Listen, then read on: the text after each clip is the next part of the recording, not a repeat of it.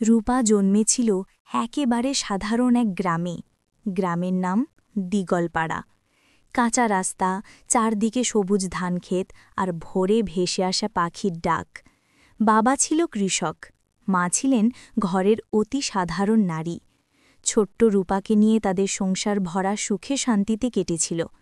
কিন্তু সুখের দিন বেশি দিন টিকল না। 1 বছরের ব্যবধানে বাবা মা দুজনেই চলে গেলেন মরণ ব্যাধিতে। শ্মশানঘাটে আগুন জ্বলছিল। ছোট্ট রূপা লালচে চোখে শুধু তাকিয়েছিল। তখন তার বয়স মাত্র 6। চারদিকে আত্মীয়স্বজন থাকলেও সবাই মুখ ফিরিয়ে নিল, কারণ অনাথ মেয়ে মানেই বোঝা। একমাত্র যে মানুষ এগিয়ে এলো সে হলো তার মামা রবিন। রবিন তখনও অবিবাহিত, বয়স 30-এর কাছাকাছি। নিজের ছোট্ট ঘরে অল্প জমি নিয়ে কষ্টে জীবন কাটাচ্ছিল। তবু সে রূপাকে বুকে টেনে নিল। চিন্তা করিস না মা, আমি আছি, তুই আমার চোখের মণি। এই কথাটা শুনে রূপা তার বুকের ভেতর জমে থাকা কান্না ছেড়ে দিল। সেই দিন থেকে মামাই হয়ে উঠল তার অভিভাবক, তার ভরসা, তার একমাত্র পৃথিবী। রবিনের সংসার ছিল খড়ের ঘরে, পাশে ছোট সবজি বাগান। দিনের পর দিন সে হাড়ভাঙ্গা খেটে জমি চাষ করত, বাজারে কাজ করত। নিজের খাওয়ায় যতই অভাব থাকুক, রূপাকে কখনো খালি পেটে শুতে দেয়নি।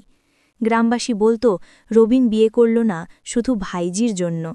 এমন মানুষ আজকাল কোথায়? রূপা মামাকে দেখে ভাবত, আমার যদি বাবা মা থাকত তারাও হয়তো এমন করত। মামা শুধু অভিভাবক নয়, সে আমার জীবন। সময় কেটে গেল। রূপা ছোট থেকে ধীরে ধীরে এক অপরূপা রূপসী কিশোরীতে পরিণত হল। চোখ বড়, কপাল উজ্জ্বল, চুল কালো লম্বা। গ্রামের নদীর ঘাটে যখন সে কলসি নিয়ে যেত, সবাই তাকিয়ে থাকত। কারো ঠোঁটো ফুটত নোংরা হাসি, কেউ আবার চোখে আগ্রহ লুকাত না। কিন্তু রূপা এসব উপেক্ষা করত। সে জানত তার রক্ষক একমাত্র রবিন। রবিন যখন মাঠ থেকে ঘরে ফিরত, ঘামে ভেজা শরীর, খড়ের গন্ধে ভরা জামা, তখন রূপার বুক কেমন কেঁপে উঠত। রবিনও পরিবর্তন বুঝতে পারছিল। ছোট্ট যাকে কোলে নিয়ে মানুষ করেছে, সেই মেয়ে কি এখন আর শিশু নেই, সে এক আকর্ষণীয় যুবতী। রাতে শুয়ে সে নিজেকে প্রশ্ন করত, আমি কি ভুল ভাবছি? কেন তার হাসি আমার বুক কাঁপায়? কেন তার চোখে তাকালে আমি অস্থির হয়ে যাই? একদিন শীতের রাতে রূপা হঠাৎ কাঁথা গায়ে না দিয়ে ঘুমিয়ে পড়েছিল। রবিন নিঃশব্দে গিয়ে তার গায়ে কাঁথা জড়িয়ে দিল। সেই মুহূর্তে ঘুমন্ত রূপা একটু নড়ল, ঠোঁট নরমভাবে ফাঁক হল।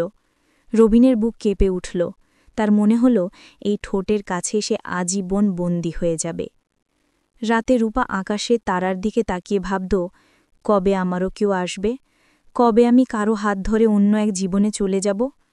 কিন্তু দিনের আলোয় যখন মামা তার জন্য মাথায় পানি ভরা কলসি তুলে দেয়, কিংবা মাঠ থেকে ফিরেই ভাত মেখে দেয়, তখন মনে হয়, আমি কি আসলে মামাকেই চাই? কেন তার স্পর্শে বুক ধকধক করে ওঠে? রূপা একদিকে মামাকে অভিভাবক ভাবে, অন্যদিকে তার মনে জন্ম নিচ্ছে এক অদ্ভুত রোম্যান্টিক টান। আর রবিনও নিজের ভেতরে লড়ছে, ভালোবাসা নাকি দায়িত্ব, কোনটা তাকে মানতে হবে। রূপা তখন 20-র কাছাকাছি বয়সে। গ্রামে অনেকেই তার জন্য প্রস্তাব পাঠাত, কিন্তু দরিদ্র রবিন তাদের কাউকেই রাজি করাতে পারত না। একজন চাইত মোটা টাকা, কেউ চাইত সোনার গয়না। রূপা রাতে মামার সামনে চুপচাপ বসে থাকত। মামা, আমার বিয়ে হবে না? রবিন দীর্ঘশ্বাস ফেলত। মা, যদি হাতে কিছু থাকত তবে তোকে আজই বিদায় করতাম ভালো ঘরে। এই কথাগুলো শুনে রূপার বুকটা মোচড় দিয়ে উঠত। সে অনুভব করত তার মামাই যেন তাকে ছাড়তে চাইছে না। রূপার রূপ এখন পূর্ণ যৌবনে দীপ্ত। মাঠে গেলে বাতাসে তার ওড়না উড়ত, আর গ্রামের ছেলেরা তাকিয়ে থাকত হাঁ করে। রবিন এসব দেখত আর বুকের ভেতর অদ্ভুত অস্থিরতা অনুভব করত। সে বুঝত সমাজের চোখে রূপা তার ভাইঝি, কিন্তু হৃদয়ের ভেতর তাকে যেন আর ভাইঝি মনে হয় না। রাতে যখন দুজনে এক কুঁড়ে ঘরে আলাদা কক্ষে ঘুমাত, তখন নীরবতা ভেদ করে রবিনের কানে রূপার নিঃশ্বাস বাজত। অদ্ভুত আকর্ষণ তাকে আচ্ছন্ন করত। একদিন সন্ধ্যায় ঝড় বৃষ্টি শুরু হল। কুঁড়ে ঘরে চাল ফুঁড়ে পানি পড়তে লাগল। রূপা ভিজে গায়ে কাপড় লেগে কাঁপছিল। রবিন দৌড়ে গিয়ে তার গায়ে মোটা চাদর জড়িয়ে দিল। রূপা তখন রবিনের বুকে মুখ লুকিয়ে ফেলল। মুহূর্তের জন্য তাদের চোখে চোখ পড়ল। রূপার চোখে ভয়, লজ্জা, আবার অদ্ভুত টান। রবিনের চোখে ছিল আগুন। সেই রাতে রূপা আর ঘুমোতে পারল না। সে বুঝল তার মামার চোখে আর শুধু স্নেহ নেই, সেখানে অন্য কিছু আছে। মাসখানেক পরের ঘটনা। এক রাতে গ্রাম ঘুমিয়ে গেছে। রূপা ঘরে একা শুয়ে আছে। রবিন দরজা খুলে ভেতরে ঢুকল। রূপা? তার কণ্ঠ কেঁপে উঠল। রূপা উঠে বসল, চোখে ভয়। মামা, এভাবে? কিন্তু রবিন আর নিজেকে থামাতে পারল না। দারিদ্র্য, সমাজ, একাকিত্ব সব মিলে তার বুকের ভেতর জমা আকাঙ্ক্ষা সেই রাতে উথলে পড়ল। সে রূপার সর্বস্ব কেড়ে নিল। রূপা কাঁদতে লাগল, বুক চাপড়ে বলল, তুমি আমার ভরসা ছিলে, তুমি আমার অভিভাবক, আজ তুমি আমাকে ভেঙে দিলে কেন? রবিন নির্বাক হয়ে বসে রইল। তার চোখে অপরাধ বোধ, তবু ভেতরে কোথাও এক অদ্ভুত তৃপ্তির ছায়া। এরপর থেকে রূপার জীবন আর আগের মতো রইল না। বাহ্যিকভাবে সে মামার সঙ্গে সংসার চালাত, কিন্তু ভেতরে ভেতরে ভেঙে পড়ছিল। রাতে নিঃশব্দ কান্না ভিজিয়ে দিত তার বালিশ। একদিকে মামার প্রতি কৃতজ্ঞতা, কারণ সেই তাকে মানুষ করেছে। অন্যদিকে প্রচণ্ড ঘৃণা, কারণ সেই মামাই কেড়ে নিয়েছে তার নিষ্পাপ যৌবন। সে ভাবত, আমার যদি সত্যিকারের স্বামী আসত, আমি যদি ভালোবাসায় ভরা এক জীবনে যেতে পারতাম।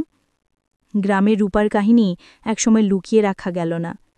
রবিন নিজের অপরাধ বোধে ভুগতে ভুগতে অবশেষে এক স্বনামধন্য পরিবারের কাছে রূপার বিয়ের প্রস্তাব দিল। সেই পরিবার ছিল শহরে, ধনাঢ্য ব্যবসায়ী রমেশ চৌধুরীর ঘর। ছেলেটির নাম অনিরুদ্ধ।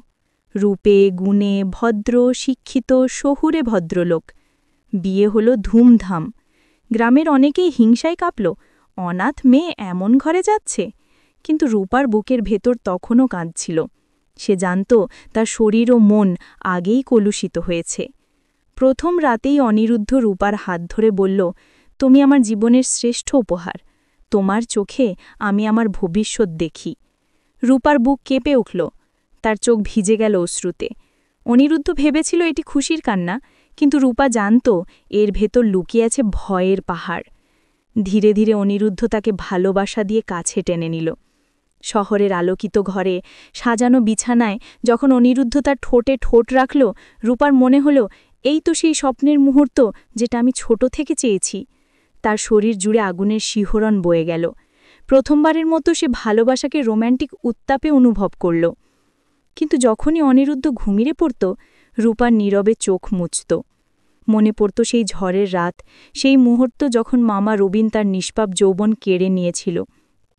শহরে সাজানো ঘরে বসেও সে অনুভব করত, আমি কি সত্যিই পবিত্র? আমি কি স্বামীর সামনে সত্যিটা বলতে পারব? প্রতিটা রোম্যান্টিক মুহূর্তের পর তার বুক ফেটে কান্না আসত। কখনো স্বামীর বুকে মাথা রেখে সে হঠাৎ হাউমাউ করে কেঁদে উঠত। অনিরুদ্ধ বিস্মিত হয়ে জিজ্ঞাসা করত, কি হয়েছে রূপা? আমি কি তোমায় কষ্ট দিচ্ছি? রূপা শুধু মাথা নাড়ত, কিন্তু সত্যিটা বলার সাহস পেত না। একদিন অনিরুদ্ধ তাকে জোর করে কাছে টেনে নিল। তার চোখের দিকে চেয়ে বলল, রূপা, আমি তোমার চোখে এমন এক কান্না দেখি যে আমার কারণে নয়। তুমি কি আমাকে কিছু বলতে চাও?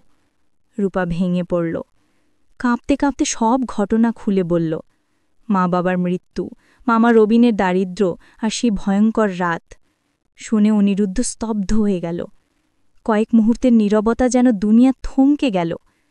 তারপর অনিরুদ্ধ রূপার মুখ দুহাতে ধরে বলল, শোনো, তুমি অপরাধী নও, তুমি শুধু শিকার।